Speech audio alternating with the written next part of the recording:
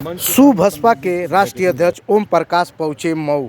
आपको बताते चले महिला सम्मेलन को लेकर वहां पहुंचे ओम प्रकाश राजभर ने कह दी बड़ी बात। आपको बताते चले महिला सम्मेलन को लेकर उन्होंने कहा कि हम महिलाओं के प्रति जागरूक करने के लिए करेंगे 18 तारीख को महिला सम्मेलन और बताएंगे कि ओम प्रकाश राजभर में महिलाओं का कितना सम्मान है और महिला को जागरूक करने के लिए हम 18 तारीख का दिन तय करते हैं और करेंगे भारी जनसभा। कि योगी आदित्यनाथ की सरकार है, न्यायालय में पैरवी कर रहे हो कि सजा मिले लगातार, इस पर क्या कहेंगे? देखिए, न्यायालय अपना काम करता है, सरकार अपना काम करती है। अब किसका वकील अपना पक्ष रखने में हावी है, भारी पड़ रहा है। जज को समझाने में कौन सा वकील बेहतर है। अच्छे वकील हैं कि केस को उलाट पुलाट देते हैं। तो कोर्ट में जीत गया, हाई कोर्ट में हार गया, सुप्रीम कोर्ट जाके फिर जीत गया। तो निर्भर होता है अपने पैरोकार, अपने वकील के बहस जिरह पे, जो गवाह टूट जाते हैं। मैं तो एक दिन था एक जेलर के पास, तो वो बताया कि छोटा अपराध करने वाले सज़ा होती है, बड़े अपराधियों की सज़ा नहीं हो पाती। इनको तो कल जज बोले कि आप ऐसे अच्छे परिवार से आते थे और इस तरह के हत्याकांड में शामिल हुए, आपको कहीं माफ़ करने की कोई गुंजाइश नहीं है। बड़ी सख्त टिप्पणी किया उनको। अब वो सख्त टिप्पणी से क्या असर पड़ता है? सुप्रीम कोर्ट तो टिप्पणी कर रही है, हाई कोर्ट टिप्पणी कर रही है। कौन असर नेतन के ऊपर बा? कोनो असर बा? बोलिए। तो शिवपाल चाचा से कब तक ले रहेगा तलाक? अब शिवपाल जब जाएंगे, अब यहाँ 18 को कर लें, आइए आज यहाँ देखिएगा, उसके बाद तो 19 को चलेंगे, फिर मिलेंगे वहाँ शिवपाल जी से, सबसे मिलेंगे। वो नहीं कोनो जरूरी है। लोग कह रहे हैं कि लोकसभा के समय एकदम कमल फूल आ जाएगा पियरका के पास। अब राजा के पता नहीं, मुसहरे बन बांट लिए, तब हम क्या करें? नहीं जाएंगे आप राजनीति में? कोनो कसम कोई खेले? हाँ, यूपी में बसपा सपा गठबंधन एक होने की संभावना थी, हुआ। बीजेपी और पीडीपी, कश्मीर में अलगाववाद का नारा महबूबा मुफ्ती को बीजेपी के लोग बताते थे, दोनों मिलकर सरकार चलाए। नीतीश जी कहा करते थे कि बड़का झूठा पार्टी भाजपा को, फिर मिलकर सरकार चलाए। आरजेडी राजनीति छोड़ दूंगा, नहीं जाऊंगा, हाँ सरकार चल रही है, कल खूब ऊंचा हुआ। राजनीति में नेता, मैं बार बार कहता हूँ ना कि राजनीति में नेता लोग दो मुहिया सांप होते हैं। कब क्या बोल देंगे कुछ पता नहीं, कब क्या करेंगे। कल नीतीश कुमार बोल दिए कि जो पिएगा वो मरेगा, शराबबंदी पर बोल रहे हैं। सही कहा है उन्होंने, सही कहा है। कंट्रोल नहीं कर पा रहे हैं। नहीं, ऐसा नहीं है। देखिए, इतने बड़े, अब आपके घर अगर आप 4 भाई हों, तो 4 भाई में शादी होती है तो 4 लड़कियां बाहर से आती हैं, 4 घर से, और वो तो कंट्रोल नहीं हो पाती हैं। इतना बड़ा प्रदेश एक आदमी कंट्रोल करने में लगा हुआ है, तो जितना कोशिश हो रही है लोग करते रहते हैं। और घरेलू हिंसा को कोई नहीं रोक सकता। घर के अंदर क्या करेगी पुलिस? जहरीली शराब बिक रही है, तो इसके लिए जनता जिम्मेदार है। अब बनाने वाले जो जिम्मेदार हैं, जनता को तो सस्ता मिले तो जहर।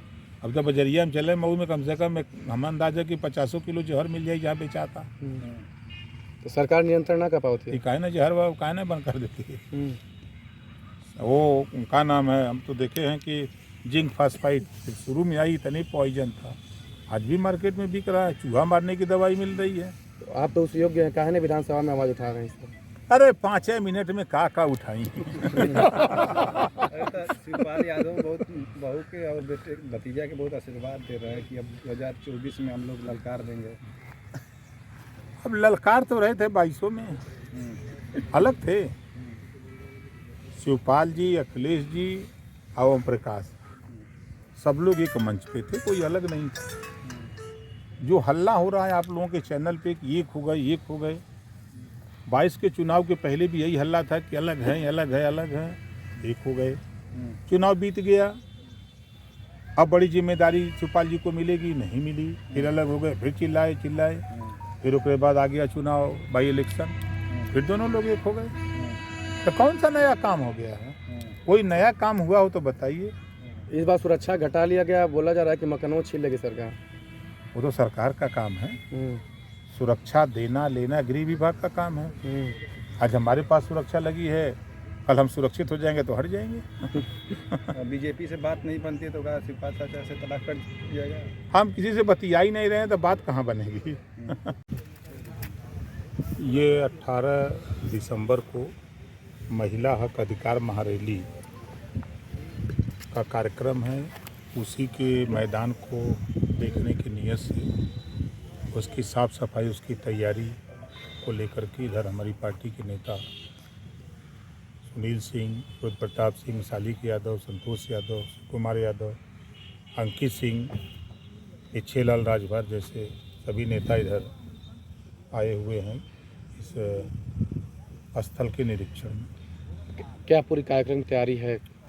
तैयारी देखिए, जो प्रदेश में सरकार की तरफ से जो आरक्षण व्यवस्था है महिलाओं के लिए, जब सीट पंचायत चुनाव जब आता है तो महिला सुरक्षित हो गई तो घर में रोटी बेलने वालों को मैदान में, निकाय चुनाव की घोषणा होने वाली है तो अगर सीट महिला हो गई तो नेताजी में जोर लगा रहे हैं कि हमको लड़ना है, पता लगा महिला हो गई तो फिर पत्नी को निकाल देते हैं। तो हम लोगों की कोशिश हो रही है कि पहले से ही महिलाओं को राजनीति में सक्रिय किया जाए, जो उनकी लड़ाई है वो खुद लड़ें। खुदा उसी की मदद करता है जो खुद अपनी मदद के लिए तैयार होता है।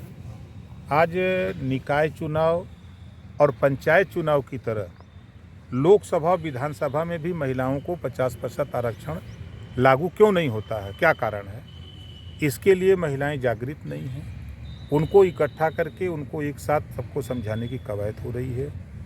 आज जब 50% आबादी पुरुष की, 50% महिलाओं की, तो उसमें 50% नौकरियों में, 50% शिक्षण संस्थाओं में इनकी हिस्सेदारी सुनिश्चित हो, ताकि जब ये पढ़ेंगी लिखेंगी तभी आगे बढ़ेंगी। देखिए, आज शिक्षा का स्तर होने के नाते देश की सर्वोच्च कुर्सी पर राष्ट्रपति पद को सुशोभित कर रही हैं।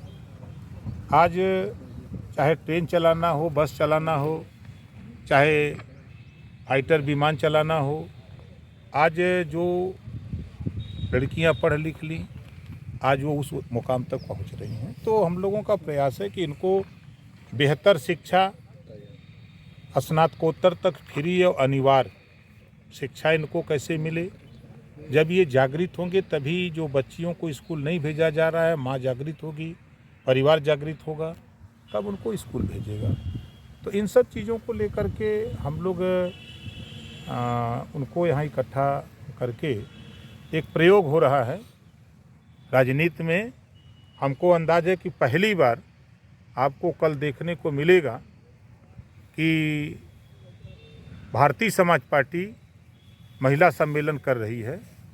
जो कल आपको दिखेगा, ये साहस, ये हिम्मत किसी पार्टी के पास ना है ना होगी। बिजली की समस्या को लेकर के विधानसभा में खूब आपने ललकारा है, क्या असर पड़ेगा? इसी नाते तो बुला रहे हैं महिलाओं को भी कि घर में ललकारो। घर में ललकारो कि बाहर क्या लड़ते हो। एक देखो, एक नेता है जो सबकी समस्या के लिए लड़ रहा है। आज स्थिति है कि जो बिजली विभाग के कर्मचारी हैं उनको बिजली फ्री मिल रही है। सरकार दे, हमको कोई एतराज़ नहीं है, लेकिन उनके यहाँ मीटर लगा दे, बिल आवे तो उस पर GST खाली ले ले, तब वो मीटर ठीक होगा। आज मीटर का हालत ये है कि सरकार तो स्मार्ट मीटर दे दिया, ठीक है, फ्री में लगा दिया, आधार कार्ड ले लिए, बिल आ गया 20,000 25,000, तो गांव के गांव कनेक्शन काटे जा रहे हैं। और वहीं 5 लाख 10 लाख कनेक्शन बिल आया है जिसका, उसका नहीं कट रहा है। तो फिर ये गरीबों के साथ धोखा क्यों? बाबा का रिपोर्ट नहीं कर रहे हैं कि JEO खूब लूट रहे हैं विद्युत विभाग के। अब जब कुछ बताएंगे तब ना हम रिपोर्ट करेंगे। जितनी हमको जानकारी हो रही है, जो गरीब बताते हैं वो हम लड़ते हैं। वही तो कि 10 लाख का बिल 5,000 में 20,000 में सही हो जा रहा है। अगर ऐसा कोई प्रूफ मिले तो फिर बाबा को हम बता दें। चाचा शिवपाल एकदम करीब आ गए भतीजे के, पार्टी का विलय हो गया। पता नहीं, अब टिके रहें तब ना। अभी तो रोज सुन रहे हैं कि बड़ी जिम्मेदारी दी जाएगी, बड़ी जिम्मेदारी दी जाएगी। अब कहिए ले दी जाएगी, अभी भगवान मालिक है। आपके दोस्त को 10 साल की कल सजा हो गई। ये तो न्यायालय का मामला है। न्यायालय दोस्त को सज़ा दे सकती है। हम भी उस एरिया में आएंगे तो हमको भी सज़ा दे सकती है। वो कौन सी बात है? तो न्यायालय का काम है, न्यायालय अपना काम करे। आपके मोर्चे में शिवपाल जी भी थे, अब नहीं है। अब जब तलाक मिल गया वहाँ से तो सब तलाक कबूल कर लिया हमने, ख़त्म हो गया ना। अच्छा, शिवपाल से भी तलाक हो गया। भाई मोर्चा की बात आपने कहा ना।